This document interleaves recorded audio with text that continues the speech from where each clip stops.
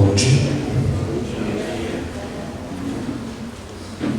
Hoje é como eclipse, o Sol e a Lua no mesmo lugar.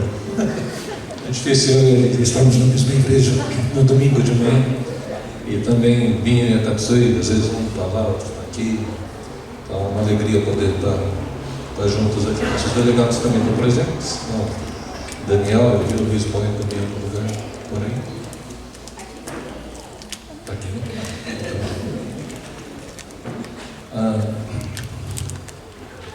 2 semanas atrás eu compartilhei sobre o Salmo 91. É um salmo. Você sabe que a Bíblia tem. Quando você quer montar uma seita, você escolhe um pedaço da Bíblia e esquece o resto. Então, qualquer heresia normalmente tem alguma base que parece bíblica, mas quando você olha o todo, aí tem algum problema. Então, o Salmo 91 é desses trechos que o pessoal acaba entendendo errado. E é um trecho que, se você vai em várias lojas, você vê a Bíblia em algum canto ali, você não tem alguma outra imagem de santo ou de Deus, tem uma Bíblia. E a Bíblia está aberta no Salmo 91, exatamente como o santo está ali, assim como as outras coisas estão. É para dar sorte, é para evitar a mal olhada, é para evitar o mal. E isso porque tem esse versículo, né? Se você procurar no Google, vai dizer, essa é uma oração forte. Se você precisa de uma oração forte, leia Salmo 91, porque aí sim a coisa vai para frente. Salmo 91, aquele que habita no esconderijo do Altíssimo e descansa sobre o Onipotente, diz ao Senhor, Tu és o meu refúgio, a minha fortaleza, meu Deus, em quem confio. Pois Ele livrará você do laço do passarinheiro e da peste perniciosa. Ele cobrirá com suas penas e sob as suas asas você estará seguro. A sua verdade é proteção e escudo. Você não terá medo do terror noturno, nem da flecha que voa de dia, nem da peste que se propaga nas trevas, nem da mortandade que assola ao meio-dia. Cai mil ao seu lado, 10 mil à sua direita, você não será atingido. Então a gente estudou qual que era a promessa exatamente que estava aqui e a dificuldade da gente explicar essa promessa para as outras pessoas, porque a maioria das pessoas entende, poxa, se eu estiver com Deus, então a coisa está resolvida. Eu contei que fora essa imagem do refúgio, da fortaleza, do castelo, Deus usa essa imagem também de um pássaro que está protegendo seus filhotes. Não sei se ficou melhor. Isso daqui é um close de um pato que está nadando, e aí os patinhos estão debaixo da asa, descansando ali. Ele diz, pois Ele livrará você do laço do passarinheiro. Então, se você é um passarinho, Deus vai te livrar do laço do passarinheiro e da peste, né, das coisas ruins que aparecem de repente. Ele cobrirá você com suas penas e sob as suas asas você estará seguro. A sua verdade é proteção e escudo. Então, eu expliquei que essa imagem que transmite aqui de Deus como uma ave mãe protegendo seus filhos é uma imagem normalmente feminina. Mas Deus tem essas características de proteção, estar presente, e várias partes da Bíblia a gente lê isso. Tem um versículo que eu gosto muito que fala assim, ainda que uma mãe que está amamentando pudesse esquecer seu filho. Você já viu mãe amamentando que esquece o filho? Deve ter, né? Mas é muito raro. Deve ter. Tem no WhatsApp. Entendi? Ela fica no WhatsApp. Fica no WhatsApp, isso, moleque. Acontece isso. Mas Deus não fica no WhatsApp. Ela assim, ainda que sua mãe te esqueça, eu não esqueço de você. Tem uma outra imagem que fala que Deus escreveu o nosso nome na mão dele, na palma da mão dele. Que também é um retrato feminino. É o retrato da tatuagem de Ena, que faz lá no Oriente Médio. Mas tudo isso só para dizer que essa ideia de cobrir com as asas, Jesus também diz isso, Jerusalém, Jerusalém, tantas vezes que essa imagem é feia, tudo bem, entendi. Eu sou meio pelado lá, é meio esquisita essa imagem, eu concordo. Mas é uma imagem que reflete esse conceito, porque aquele que protege é ele que toma chuva, é ele que pega vento, se vier granizo, é ele que vai levar. Então, quando Jesus está dizendo, eu queria recolher vocês embaixo das minhas asas, é para que o juízo não caísse sobre vocês. Eu vou receber o juízo no lugar de vocês, mas ainda assim vocês querem fugir. Eu vou tomar juízo e vocês também. Que adianta isso? E Jesus diz isso com lágrimas. Ele está chorando, olhando para as pessoas. Vocês estão indo para a morte. Vocês não entenderam que Deus vai exercer o juízo dele. Deus é um Deus justo e vocês vivem longe de Deus. Vocês vivem rebeldes contra Deus. Deus vai mandar o juízo dele. Eu queria cobrir vocês, mas vocês não quiseram. Falei de algumas objeções quanto a essa interpretação de que você sendo cristão, você sendo uma pessoa fiel, uma pessoa religiosa, nada de ruim vai acontecer com você. Eu falei de 3, mas vou mencionar 2 aqui. Lembra dos amigos do Jó? Se você nunca leu o livro de Jó, leia, são 42 capítulos. Tem 2 capítulos no começo falando da desgraça, e 2 capítulos no final falando de como restaurou, mas no meio são 38 capítulos de consolo miserável dos amigos de Jó. Porque os amigos do Jó vão dizer exatamente isso. Jó, Deus é um Deus bom. Se Deus é um Deus bom, Ele só manda coisa boa. Se você está aí recebendo coisa ruim, se você perdeu todos os seus filhos morreram. Jó, você não é o homem mais rico, agora não tem mais nada. Jó, nem saúde você não tem mais. Só pode ser maldição de Deus. Está entendendo a lógica? Jó vai dizer, eu nunca pequei. Aliás, não é que eu nunca pequei, mas não tem nada que eu tenha feito que eu não tenha confessado a Deus, não tenha oferecido sacrifício. Meu coração está limpo diante de Deus. E os amigos lá insistindo, não é possível, Jó. Você não é mais justo do que Deus. Olha o argumento do pessoal. O pessoal evangélico, esse pessoal bem crente, querendo argumentar com Jó. Jó, Deus é bom, você que é ruim, não pode ser você bom e Deus ruim. E Jó está dizendo, eu não sei por que aconteceu isso, mas Deus deu, Deus tirou, louvado seja o nome do Senhor. Eu não entendo por que eu estou passando por todas essas coisas, mas sei que não é por causa do meu pecado. Então os amigos de Jó entendiam do mesmo jeito que as pessoas hoje entendem ao colocar a Bíblia aberta no Salmo 91 como um amuleto. E o pior, Satanás faz essa mesma interpretação quando vai tentar Jesus lá no deserto. Jesus é levado pelo Espírito Santo para ser tentado no deserto, e lá tem 3 tentações.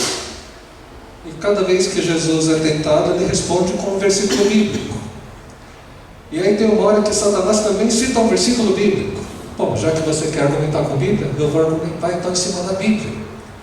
E o salmo que ele usa, o versículo que ele usa é Salmo 91.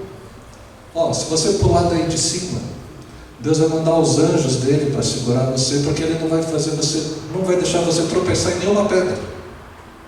Qual que foi a resposta de Jesus? Não tentarás o Senhor teu Deus. Jesus não concordou com a interpretação de Satanás. Satanás quer que você interprete de um jeito, Jesus está falando que essa interpretação está errada. Então, como que a gente vai explicar isso para as pessoas? Porque Satanás é o pai da mentira, como eu falei no começo.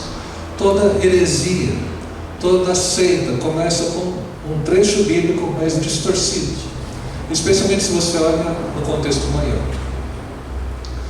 Então pense assim, se Satanás quer que as pessoas interpretem Salmo 91 dessa forma, certamente não é a forma que Deus gostaria que você interpretasse. E aí a gente vai ver um pouco à frente, né? Eu mencionei esse Lucas 21, que é um trecho muito interessante. Jesus falando dos finais dos tempos, diz que vocês serão entregues às autoridades pelos seus próprios pais, irmãos, parentes e amigos. Alguns de vocês serão mortos. Todos odiarão vocês por serem meus seguidores, mas nem um fio de cabelo de vocês será perdido. Fiquem firmes, pois assim vocês serão salvos. O Tim Keller menciona nesse trecho falando, peraí, será que eu li certo? A gente vai ser traído, vamos ser odiados por todos, alguns vão morrer, mas nem um fio de cabelo vai ser perdido. Do que Jesus está falando aqui? Ele vai salvar o quê? O que ele está protegendo? E aí o conceito é que Deus conhece a eternidade. Uma vez eu fiz aqui, já faz tempo, eu peguei uma corda bem comprida, não sei se alguns lembram disso. Eu levei lá para a sala 5, 6 e trouxe a cordinha todinha até aqui e mostrei um trechinho que estava pintado de vermelho. Isso foi uma ilustração que um outro pregador usou. Ele fala assim: esse trecho aqui é a nossa vida. Vida aqui na Terra. Para alguns dura 15 anos, para outros dura 95, uns 70, 80, não sei, cada um tem um trecho, mas é esse daqui. Agora a eternidade é esse tudo aqui, ó, e vai para lá. Então, olhando para a eternidade, o que Deus quer é salvar você, quer levar você junto com Ele, para viver com Ele pela eternidade. E para isso Ele precisa preparar você. Então, quando fala que nem fio de cabelo será perdido, é nesse sentido: você não vai perder a sua salvação. Você pode até ser morto, você vai ser odiado, perseguido, né? Traído, mas vocês serão salvos. Então, a gente precisa começar a entender a Bíblia não só por aqui e agora, mas olhando da perspectiva da eternidade.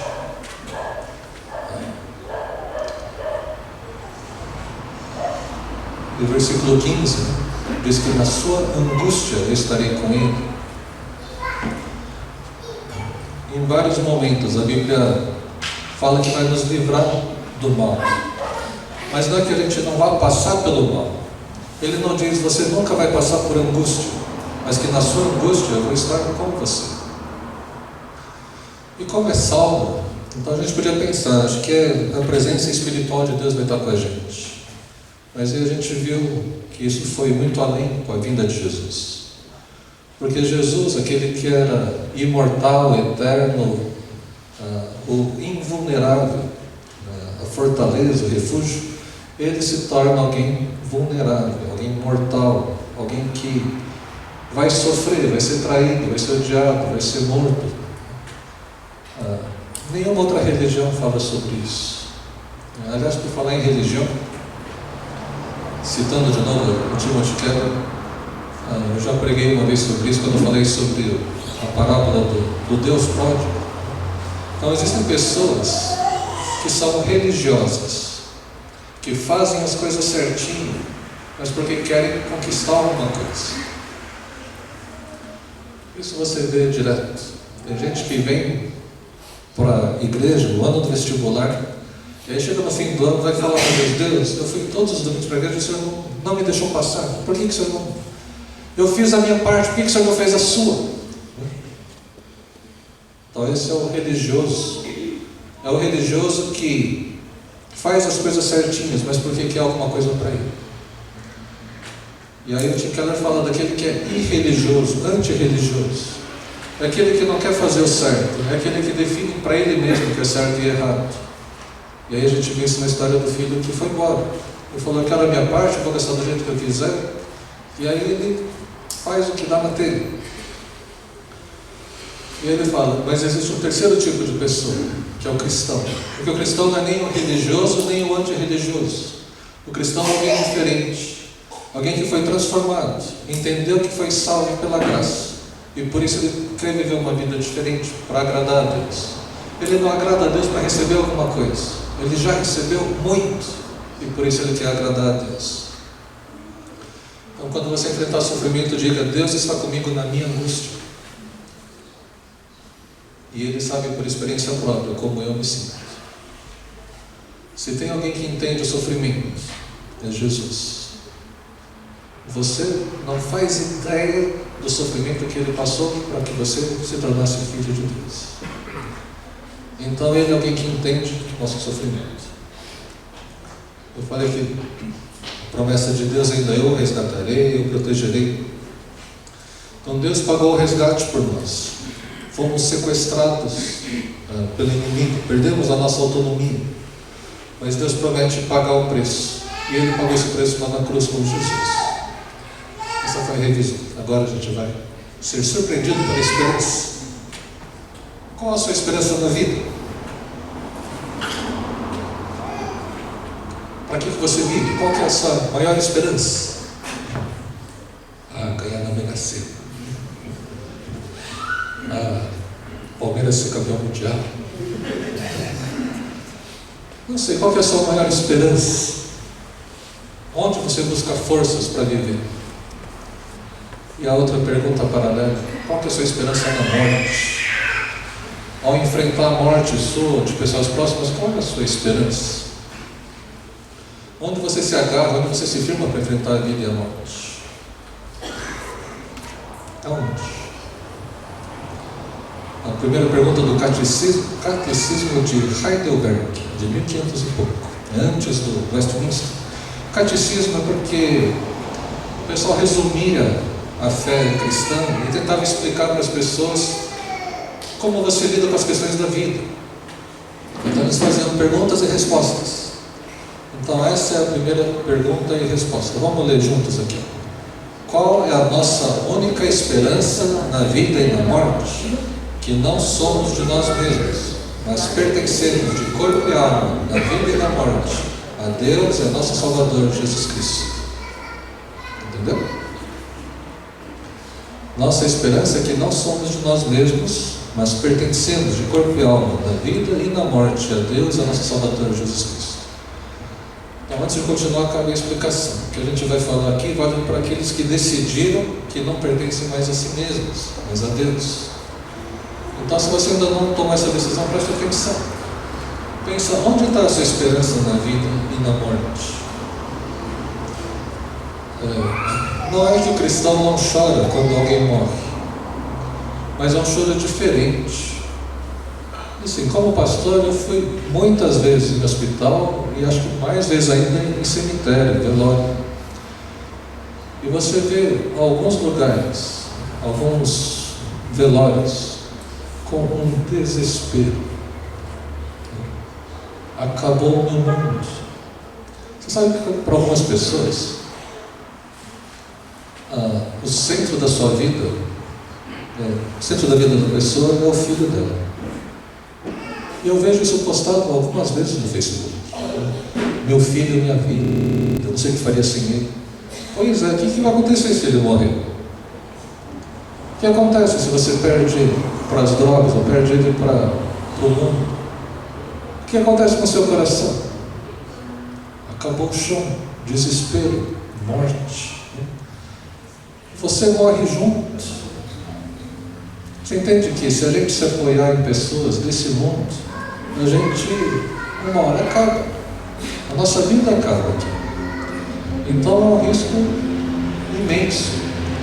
É um centro, uma esperança que não vai te dar sustento na hora que você mais precisa.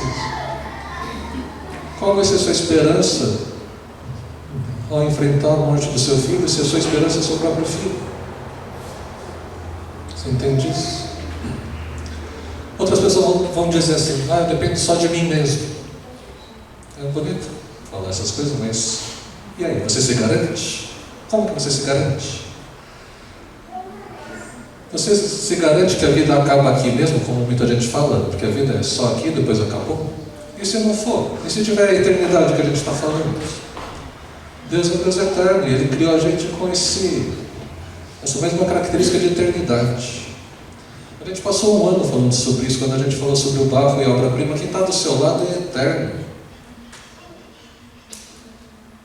As pessoas que você encontra na rua são eternas. Pode morrer nesse mundo, mas vai continuar pela eternidade. São obras-primas de Deus. Deus construiu, Deus moldou, Deus formou cada um desses que estão nesse mundo. Aliás, nós andamos sobre obras-primas, andamos debaixo de obras-primas, estamos rodeados de obras-primas, obras-primas de Deus. Então, como que a pessoa garante que a vida termina aqui? O C.S. Lewis que diz assim que é racionalmente melhor você crer em Deus do que não crer. Porque se no final das contas Deus não existir, você não perdeu nada, você teve uma vida mais saudável. Mas se você acha que Deus não existe e Ele existe, aí você está perdido para a eternidade. E se for verdade tudo que está escrito na Bíblia, e é verdade, você vai passar a eternidade no sofrimento. Olha que mancado. Então, racionalmente, é melhor você acreditar em Jesus do que não acreditar.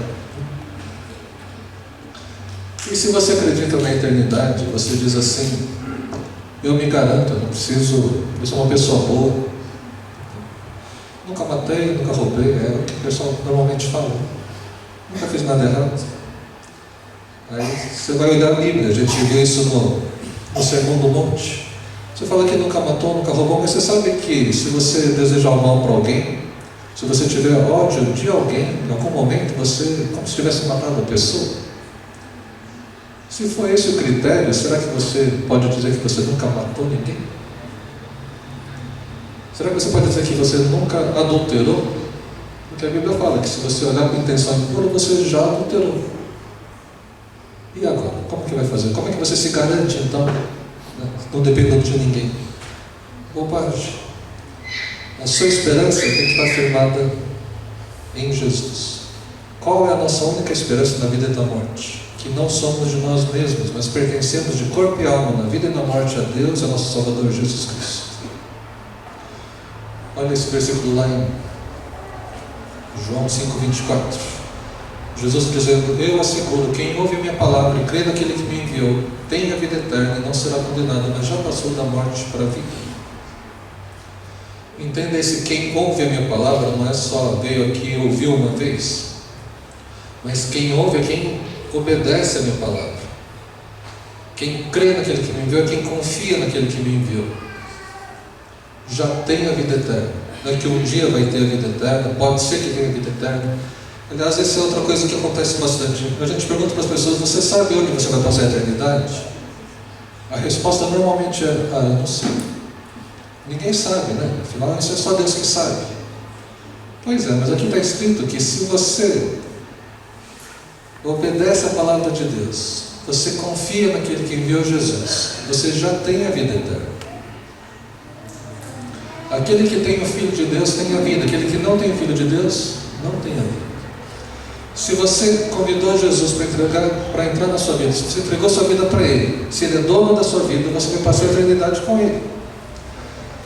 Se você só frequenta a igreja, se você vive de outras formas, mas não quer viver a vida que Deus planejou para você, aí realmente só Deus sabe. Na verdade Ele sabe, você também sabe que já está condenado. Só tem um jeito de chegar até Deus, confiando nessa graça que nos salva. A base para essa afirmação, essa primeira pergunta do catecismo é Romanos 14, versículos 7 e 8. Pois nenhum de nós vive apenas para si, nenhum de nós morre apenas para si. Se vivemos, vivemos para o Senhor, e se morremos, morremos para o Senhor. Assim, quer vivamos, quer morramos, pertencemos ao Senhor. Vou ler de novo numa outra versão. Porque nenhum de nós vive para si mesmo, nem morre para si. Porque se vivemos, é para o Senhor que vivemos. Se morremos, é para o Senhor que morremos. Quer pois vivamos ou morramos, somos de quem? Você entende isso? Nós somos de Deus. E de novo eu estou explicando aqui. Isso daqui vale para quem já falou para Deus: Deus, eu quero ser seu, eu quero ser sua. O que significa pertencer a Deus? Por que a gente pertence a Deus? Porque Deus enviou seu Filho para nos salvar pela graça e nos adotar em sua família. Não fazemos coisas boas para podermos ser aceitos por Deus, mas Deus, na sua graça, nos enviou seu Filho, e ao confiar no seu Filho, somos salvos, somos adotados em sua família. Então, como nós pertencemos a Deus, não pertencemos a nós mesmos, então não vivemos para agradar a nós mesmos. Como a gente concilia motivo e princípio? Nós não somos de nós mesmos, mas de Deus. Isso quer dizer que a gente não define para a gente mesmo o que é certo e errado. A gente entrega a Deus esse direito. Dependemos totalmente da palavra de Deus. Como a gente não é da gente mesmo, mas de Deus, a gente não busca o que é mais conveniente para a gente mesmo. A gente abre mão de nos colocar em primeiro lugar, para colocar lá, nesse primeiro lugar, o que agrada a Deus e que ama o próximo. Nos entregamos inteiramente a Ele, de corpo e alma, confiamos em Deus, nas alegrias e nas provações, nos tempos bons, nos tempos ruins. Lembra daquela promessa? Lembra que vocês prometeram aqui? No tempo bom, no tempo ruim, na alegria, na tristeza, na saúde, na enfermidade, necessidade ou na fartura? Pois é, essa é a mesma ideia. Quando a gente confia em Deus, é para todos os momentos, porque a gente sabe que Ele sabe o melhor para a gente. Não há nenhuma área da nossa vida que não pertence a Deus. E tanto quanto possível, a gente deve esquecer da gente mesmo e do que é nosso para viver e morrer por Deus. Somos salvos pela graça, graça imensurável, preço altíssimo. A gente fala que a graça não precisa pagar, porque é de graça, mas não é que foi de graça, custou muito caro. E nesse sentido, se eu soubesse que eu sou salvo por causa do que eu já fiz ou do que eu faço, Deus não poderia me pedir mais nada, porque eu já fiz a minha parte, já colaborei, já cooperei, já entrei com o que eu tinha que fazer. Mas se eu entendo que a salvação é somente pela graça de Deus, Ele me salvou porque Ele escolheu, porque Ele quis. Claro, eu tomei uma decisão por causa dessa oportunidade que Ele me deu, então não existe nada que Ele não possa pedir de mim. Não sei se você já teve uma coisa assim, uma pessoa muito generosa, muito bondosa, que fez alguma coisa muito boa por você. Aconteceu já? Lembra de alguém que fez isso por você? Se você não lembra de ninguém, provavelmente sua mãe fez isso. Quando a gente pede redação do Dia das Mães, lá na outra igreja, todos escrevem a mesma coisa, porque ficava até tarde, ficou sem dormir porque eu estava doente, mas ficou do meu lado, deixou de comer aquilo que gostava para poder fazer aquilo que eu gostava de comer. Sabe esse sacrifício? Pois é, quando alguém faz uma coisa muito boa para você, a gente também quer fazer uma coisa muito boa para outra pessoa. Quando a gente não faz, é ingratidão. E é interessante ler aquelas redações, porque olhando a relação entre os filhos e as mães, eu não vejo aquele amor que está escrito ali. Ele reconhece em tese. Se ele olhar lá no fundo, ele sabe que ele tem que ser grato. Mas no dia a dia, a conversa, assim, o tom da conversa não é bom. É um tom meio áspero, meio ingrato, meio arrogante, meio querendo mandar. E você sabe que acontece isso com a gente também como cristão? Sabe, esse amor tão grande de Deus nos alcançou. O que você vai fazer agora? Vou ficar aqui. Deus, manda outro negócio para mim. Acabou o salgadinho que eu estava comendo. Você começa a achar que Deus tem obrigações com você. Ele estava te dando tantas coisas boas e agora você está deixando cair os docinhos aí, né?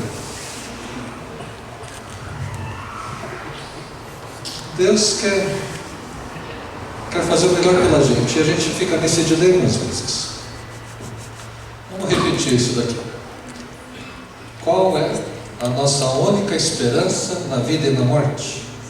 Que não somos de nós mesmos, mas pertencemos de corpo e alma, na vida e na morte, a Deus e ao nosso Salvador Jesus Cristo. Mais uma vez. Qual é a nossa única esperança na vida e na morte? Que não somos de nós mesmos, mas pertencemos de corpo e alma, na vida e na morte, a Deus e ao nosso Salvador Jesus Cristo. Mais uma vez lendo, depois mais uma vez sem ler. Qual é a nossa única esperança na vida e na morte? Que não somos de nós mesmos, mas pertencemos de corpo e alma, na vida e na morte, a Deus e ao nosso Salvador Jesus Cristo. Qual é a nossa única esperança na vida e na morte? Não somos de nós mesmos, pertencemos a Deus, de corpo e alma.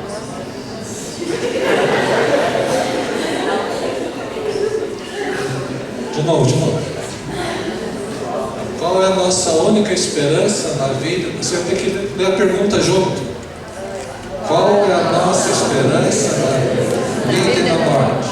Que não somos de nós mesmos, mas pertencemos de corpo e alma, na vida e na morte, a Deus e a nosso Salvador Jesus Cristo. Qual é a nossa única esperança na vida e na morte? Que não somos de nós mesmos, mas pertencemos de corpo e alma, na vida e na morte, a Deus e ao nosso Salvador Jesus Cristo. Qual é a nossa única esperança na vida e na morte? Que não somos de nós mesmos,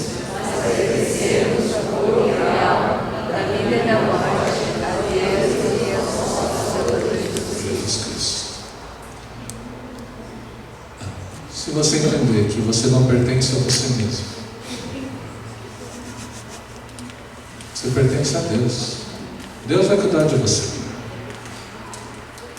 Seus interesses podem ficar em segundo plano, porque aquele que te ama tanto, te deu tanto, você não quer fazer alguma coisa por ele? Qual será que é a prioridade dele nesse reino, nesse mundo? Você não quer fazer parte dessa prioridade dele? Deus te ama. Deus te ama. Termino com esse versículo lá de Colossenses 1:27. É Cristo em nós. Às vezes na Bíblia está escrito Cristo em vós, mas é Cristo em nós, esperança de glória. Nossa esperança é Cristo e Ele já está em nós, se você já entregou sua vida para Jesus. Eu preciso terminar fazendo um convite. Se você ainda não tomou essa decisão de entregar sua vida para Deus, se você ainda vive nessa história paralela, nesse mundo paralelo, de que a vida é só uma explosão. Olha só, essa frase eu ouvi essa semana, muito legal. Para os materialistas, tudo começou com uma explosão, e aí aparece a matéria, a energia, e aí depois de bilhões de anos vira uma mente pensante.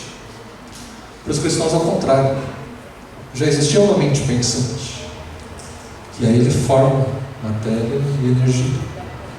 Se você acredita nessa primeira história, que tem que ter bastante fé para acreditar também, a sua vida não tem propósito, não tem uma direção, ela vai acabar aqui e pronto. Mas saiba que existe uma eternidade. Deus nos criou com nos criou eternos, para viver a eternidade com Ele. E a gente começa a viver essa eternidade aqui. E precisa em algum momento você dizer para Deus: eu entendi, seu amor tão grande, eu quero viver para o Senhor. Eu não consigo, não sei o que tem que fazer, mas eu quero, me ajuda. É uma oração simples assim: Deus, entrega minha vida para o Senhor. Quero falar também para quem já está na igreja há um tempo, 5 anos, 10 anos, 50 anos, e talvez por causa da rotina, por causa do dia a dia, você vive hoje em função só das coisas desse mundo. Sua preocupação é sempre as coisas desse mundo, coisas que vão acabar. Lembro de uma senhora que sempre falava: não vai dar para ir no domingo porque tem que arrumar a casa. Eu falei: mas vai arrumar a casa para quê? Tudo bem que não ficar numa casa para só, mas domingo de manhã não tem horário para arrumar a casa. Sabe, todas essas coisas vão terminar. O que vai sobrar para a eternidade? O que é mais importante? Então, se você já tomou essa decisão e a rotina tem consumido suas prioridades, suas preocupações, seu tempo, sua energia, queria convidar você a fazer de novo um pacto com Deus, reentregar sua vida para Deus, dizer: Deus, eu quero te ouvir melhor, me ajuda a focar mais naquilo que é a tua prioridade, que o teu amor possa transbordar de novo no meu coração. Vamos fazer essa oração. Baixe sua cabeça. Se você está no primeiro grupo, se você nunca fez isso, faça agora. Diga: Jesus, quero entregar minha vida para o Senhor. Faça parte da minha vida. Quero viver com as tuas prioridades. Eu gostei muito de saber que o Senhor se importa comigo, que o Senhor me ama, e que o Senhor é dono da minha vida, que eu pertenço ao Senhor. Senhor Deus, nós te louvamos, nós te amamos, mas nossa vida aqui às vezes muda nossa maneira de enxergar as coisas. Esquecemos daquilo que é eterno, daquilo que é mais importante. Então, oramos, Deus, lembrando que a nossa esperança, nossa única esperança na vida e na morte, do corpo e da alma, é que nós pertencemos ao Senhor. Senhor Deus e nosso Salvador Jesus Cristo.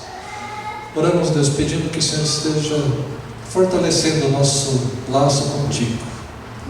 Obrigado porque o Senhor nos protege da ira de Deus. Obrigado porque o Senhor mandou Jesus para tomar sobre si nossas dores, o nosso pecado. O Senhor nos resgatou desse mundo, nos resgatou do mundo das trevas.